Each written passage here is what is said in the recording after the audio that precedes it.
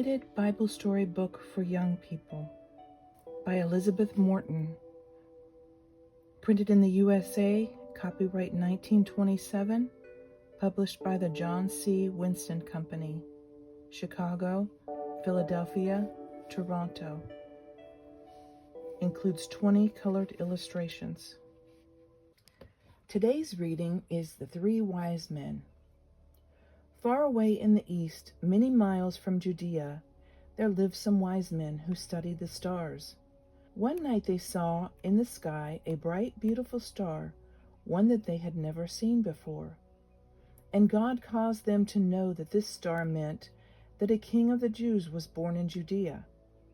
Because these wise men feared God and wanted to see this child, who was to be the Savior of the world, they planned to make a long journey to Judea to worship the newborn king.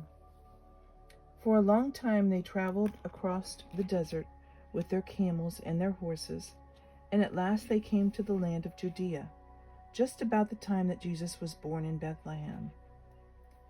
They came into Jerusalem, expecting to find the city rejoicing over the birth of Jesus. For was not this baby the most wonderful child? As soon as they descended from their camels, they asked, "Where is he that is born King of the Jews?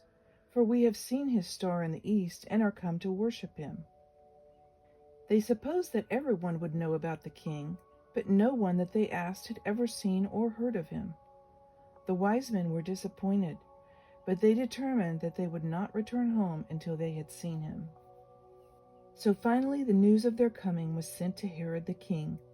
You remember that he was the ruler of Judea under August Caesar? He was greatly troubled when he was told the question of the wise men, for he had never heard of the baby Jesus.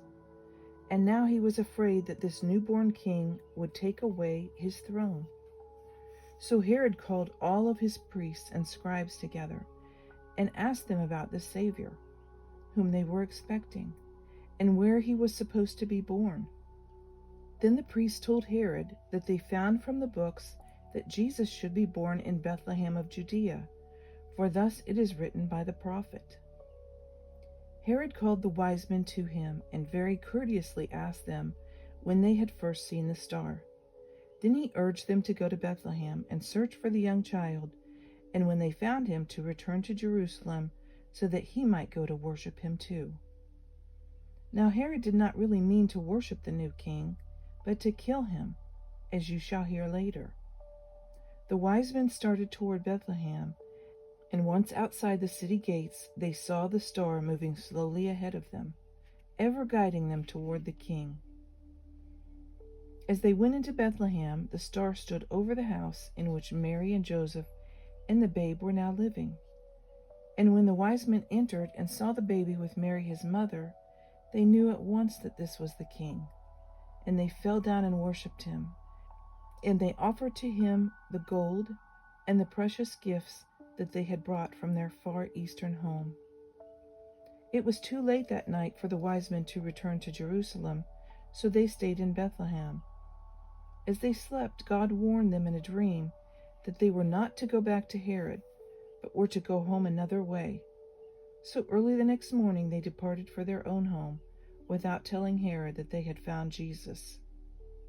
Soon after the wise men had gone, God sent an angel to Joseph, saying, "Arise, and take the young child and his mother, and flee into Egypt, and be thou there until I bring thee word. For Herod will seek the young child and destroy him." Joseph rose quickly without waiting for morning to come, and took Mary and the baby and hurried out of Bethlehem down to Egypt. There they lived for many years until the wicked Herod was dead. Meanwhile, in Jerusalem, Herod waited for the return of the wise men.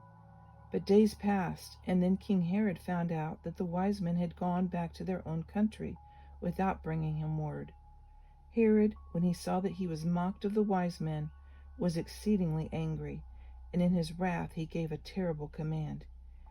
He ordered his soldiers to go to Bethlehem and to seize every little baby 2 years old or under and kill him. And when he had done this terrible deed, he believed that he had gotten rid of the child whom the wise men were seeking. But all this time the child Jesus was living safely with Mary and Joseph in Egypt. Soon after this, wicked King Herod died, and again the angel appeared to Joseph, this time telling him that it was safe to take the child and his mother back to their own land. How delighted Joseph was to receive this message! But on his way back toward Bethlehem, he heard that the son of Herod was now king. Fearing that this king would be just as cruel and wicked as his father, he decided not to return to Bethlehem, but to journey on down toward Nazareth, the town in which he and Mary had lived before Jesus was born. There Joseph made a home for Mary and their son, and there they stayed while Jesus was growing up.